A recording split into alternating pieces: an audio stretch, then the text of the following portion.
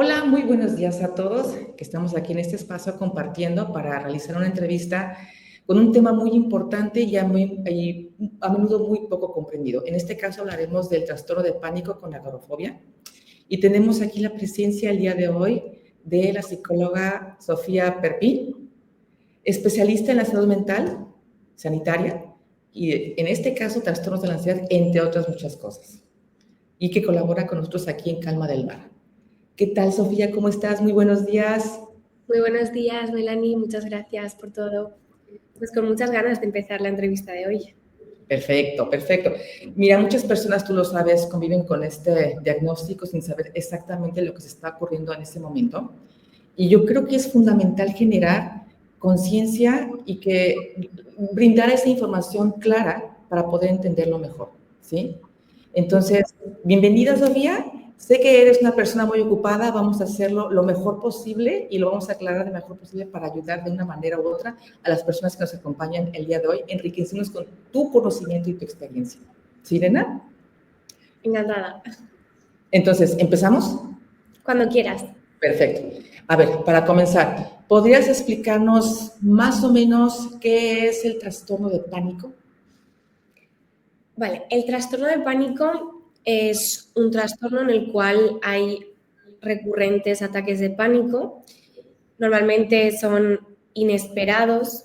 Digo inesperados porque realmente sí que suelen haber ciertas variables que lo desencadenan, pero es verdad que las primeras veces la persona no sabe identificarlos y muchas veces parece que es un ataque de ansiedad súbito, que nace de la nada, ¿no? Que nace de repente.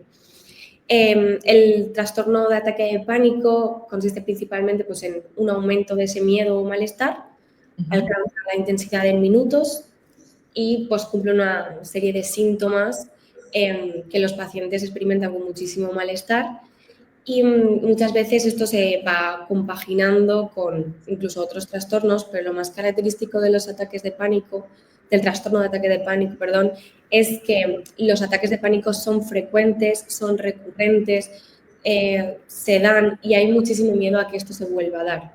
Muchas veces la gente lo confunde porque alguna vez quizá ha tenido un ataque de pánico aislado y ha pasado mucho miedo, ha tenido mucha ansiedad, incluso la gente puede tener ataques de ansiedad pero no ataques de pánico, ¿no?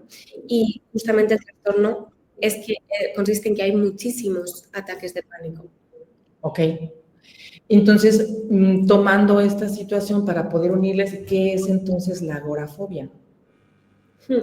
La agorafobia y los ataques de pánico normalmente la mayoría de las veces van seguidos, ¿no? Van conjuntos. Suele ser un trastorno unos trastornos que se dan, como decimos nosotros, de manera comórbida, es decir, se presentan a la vez.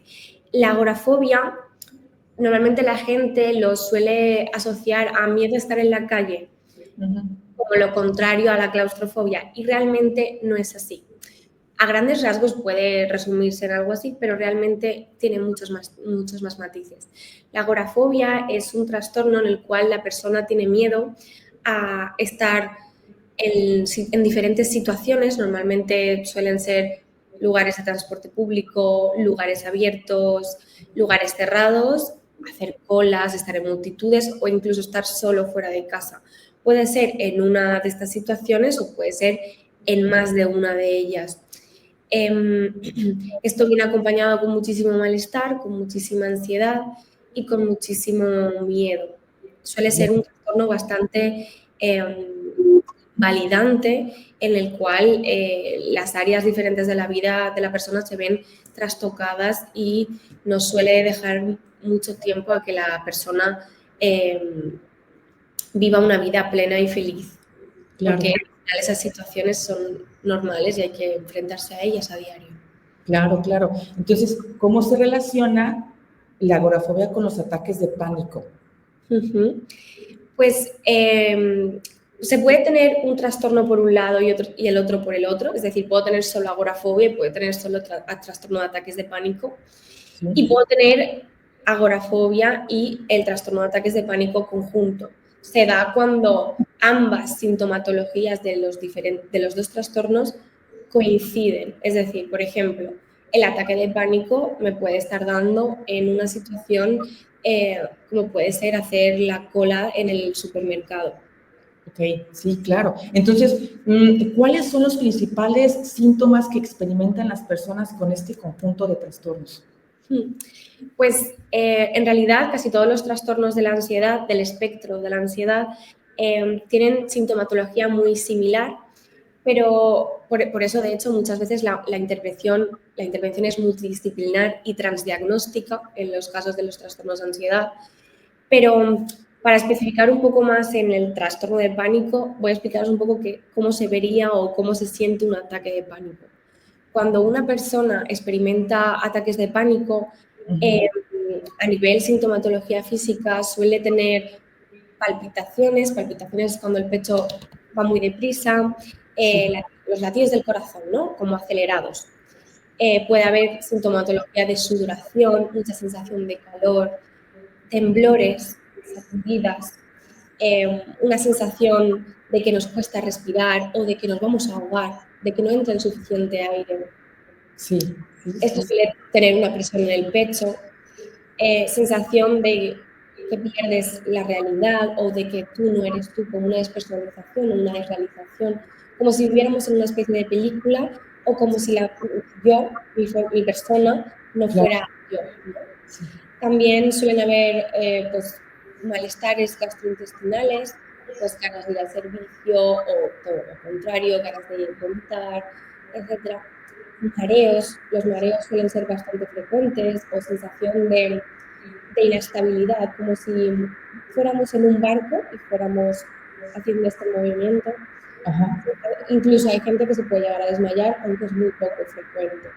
Sí. Sensaciones de calor, de frío, de hormigueo, que esto se le llama parestesias, hormigueo en las manos, las extremidades en general. Un poco miedo a perder el control, a sentir que la situación no soy capaz de manejarla o que mi cuerpo pierde pues, cualquier función. Y sobre todo, o lo más característico bajo mi punto de vista, es este miedo a morir o a volverse loco.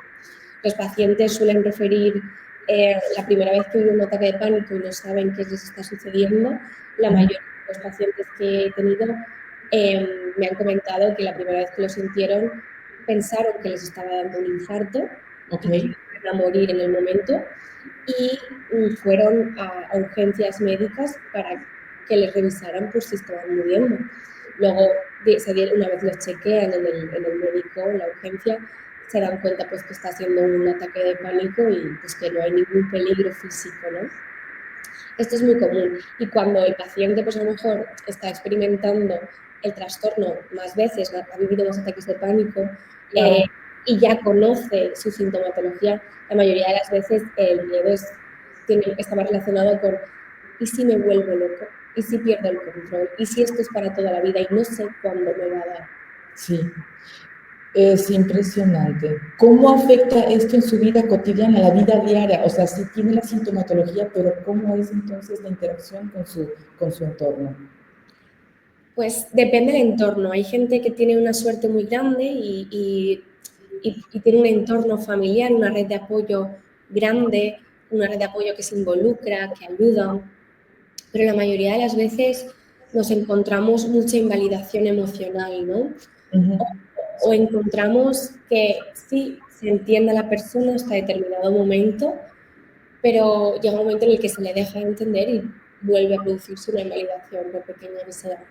Al final es un trastorno el cual tanto el de ataque de pánico como el de la agorafobia son trastornos en los que la persona que los sufre, que los padece, sufre muchísimo, tiene muchísimo malestar, tiene muchísimo dolor, muchísima pena, incluso a veces se puede acompañar con sintomatología depresiva, dado que consideran que están luchando contra la ansiedad y no pueden salir de ella, ¿no? Es muy frecuente. ¿Qué sucede? Pues que en la vida de la persona, por ejemplo, si hablamos de los ataques de pánico, pueden darte en cualquier momento, ¿no? Quizá en el momento antes de dormir, muy frecuente que esto suceda. Claro, entonces me produce un insomnio. Sí. Quizás en un momento que parece insignificante, ¿no? Por ejemplo, en el caso de la agorafobia, el ataque de pánico o de ansiedad puede darse en situaciones tan sencillas como ir al supermercado, ir a recoger a mis hijos al colegio, Ajá, no sé, cuando estoy en un concierto disfrutando con mis amigos, cuando voy a cenar con mi familia, al subirme a un ascensor, al pasar por un túnel. Puede darse en diversísimas situaciones y, claro, limitarlo, porque normalmente las personas, como tenemos ansiedad, tenemos diferentes maneras de responder a ella y la que mayoritariamente utilizamos suele ser la evitación. Es decir, observamos un peligro y nuestro cuerpo nos dice, eso es peligroso, da miedo, huye, evítalo. Entonces, tendemos a tener conductas de evitación muy fuertes, las cuales a corto plazo funcionan porque disminuye la ansiedad. Es decir, si yo sí, tengo que subirme a un ascensor, no pasa nada, hoy no me subo al ascensor, sí, hoy subo por las escaleras y no hay ningún problema. sí. Pero eso no es un problema si yo vivo en un tercer piso o en un primero. Pero Ujú. quizás yo trabajo en una oficina, en un edificio del centro de mi ciudad, el cual tiene 10 pisos.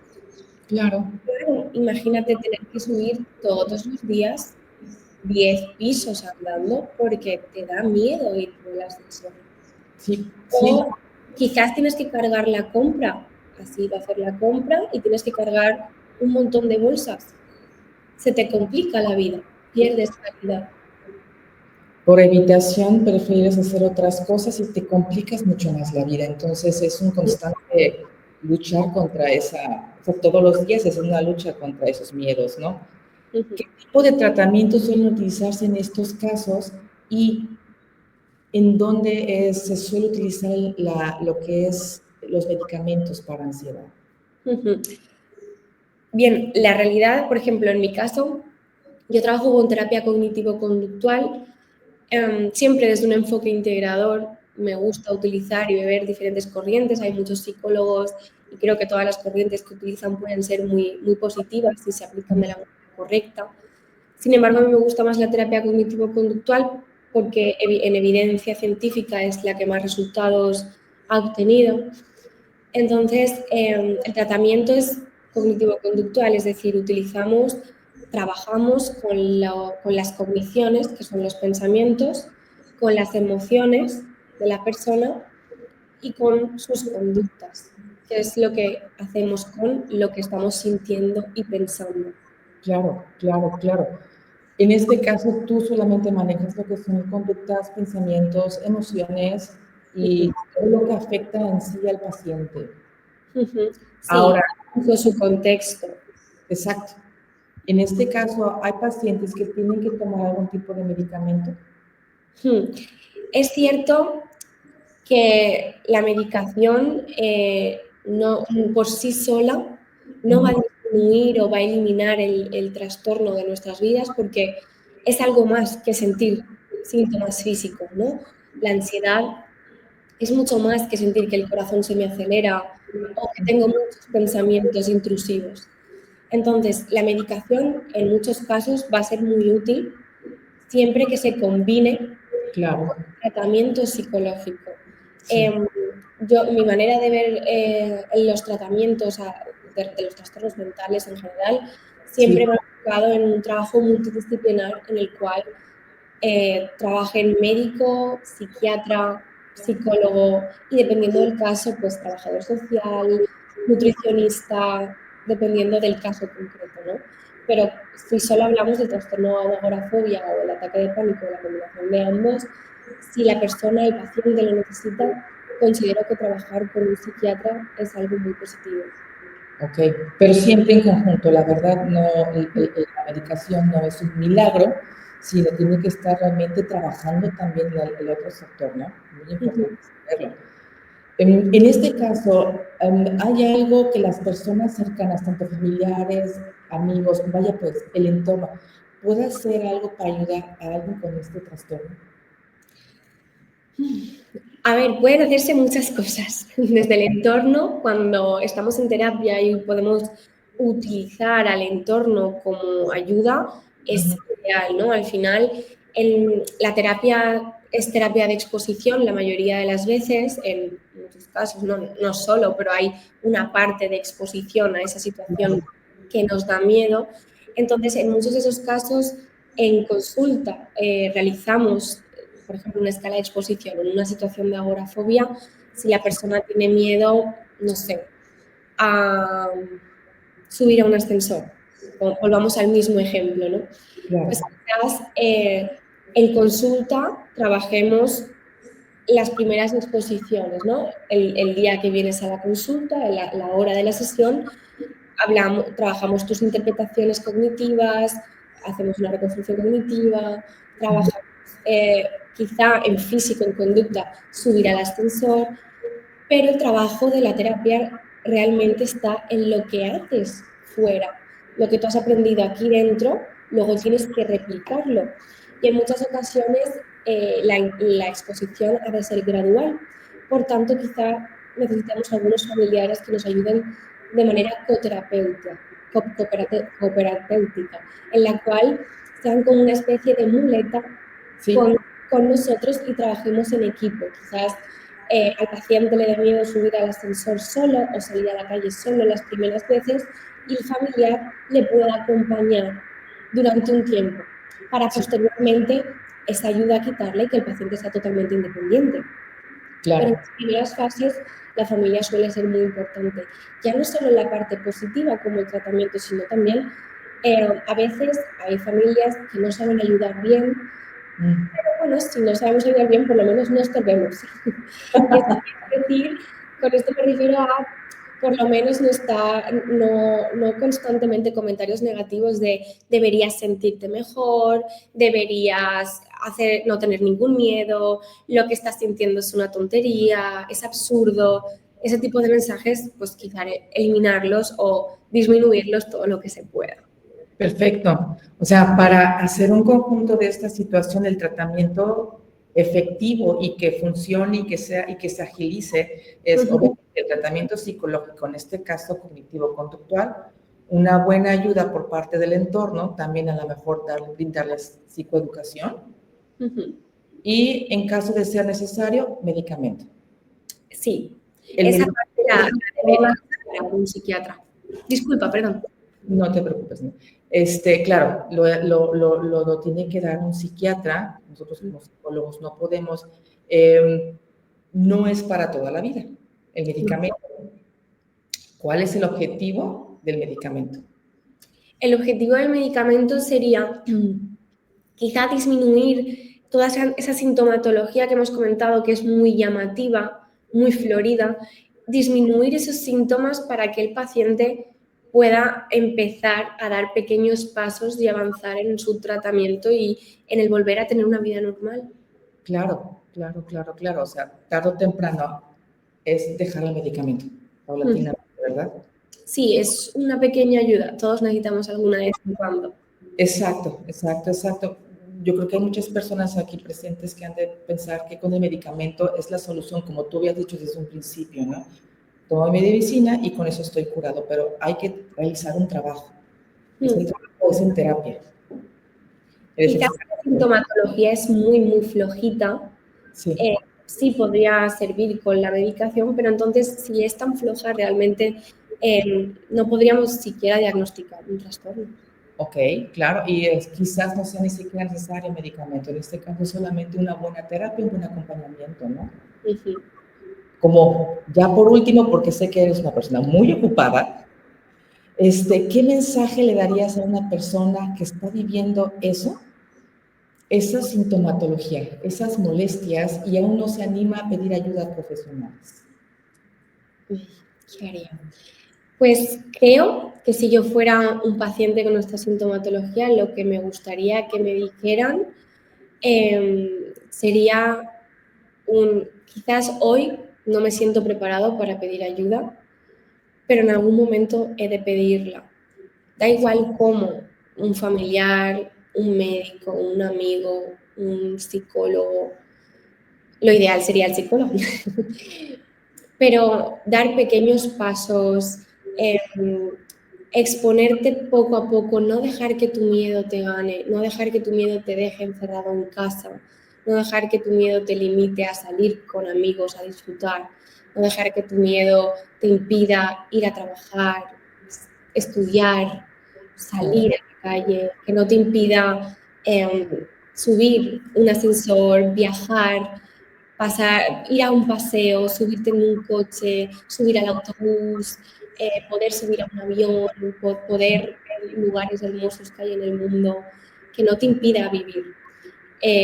Ahora mismo probablemente tengas la sensación de que si te quedas encerrado en casa o dejas de hacer esta cosa que te da miedo, estás ganando, te va a dar esa sensación. Pero la realidad es que no hay nada que bueno en quedarse encerrado. Sí, Todos necesitamos un momento, ¿no? de paz, de tranquilidad, de calma, pero ese momento es útil si te sirve para coger fuerza y volver. Vas a pasarlo mal, vas a pasar miedo, vas a sufrir, pero vas a salir de ahí. Quizá hoy no lo veas, pero levantarte, ponerte en pie y dar un paso hacia adelante te hará estar un paso más cerca de lo que realmente quieres, que es poder disfrutar de la vida con todas las cosas buenas que ella conlleva. Genial, genial. Yo creo que es un hermoso mensaje para alguien que está a lo mejor teniendo dudas ahorita. Y te doy muchísimas gracias por tomarte el tiempo y estar aquí con nosotros y compartir tan valiosa información que sí que a mucha gente le va a ayudar muchísimo. Hablar de estos temas ayuda a visibilizar la importancia que tiene la salud mental y romper los estigmas, tanto de la persona que está sufriendo esa sintomatología, porque yo creo que muchos han de pensar, soy un tonto por pensar, por sentir esto. Las mismas familias, el mismo entorno, como tú dijiste, invalidan los sentimientos, ¿no? Esperamos que esa entrevista para todas las personas que están aquí en este espacio compartiendo con nosotros, les haya servido de mucho. Si lo conocen a una persona que esté pasando por ello, o ellos mismos sientan lo que están sintiendo ahorita como Sofía lo dijo, no están solos, siempre habrá alguien que les pueda ayudar, y en este caso, Sofía es una muy buena ayuda, pueden contactarla perfectamente aquí en Calma al Mar, y hay tratamientos, hay herramientas y hay esperanza para todo. Sofía, muchísimas gracias por tu experiencia, por tu conocimiento, y lo explicaste en muy corto tiempo, súper claro. Yo creo que muchas personas ayudaron a clarificar esa situación que a lo mejor están pasando. Muchas gracias a todos, muchas gracias por estar compartiendo con nosotros, que tengan un hermoso día. ¿Alguna cosa más que nos quieras decir? Nada, muchas gracias a todos y gracias a todos por escuchar. Espero que si tenéis cualquier duda en algún momento podéis escribir libremente a Instagram o incluso llamar a la clínica y pedir ayuda si lo necesitáis. Perfecto. Muchísimas gracias nuevamente. Lindo día a todos y que tengan un buen fin de semana. Adiós, nena.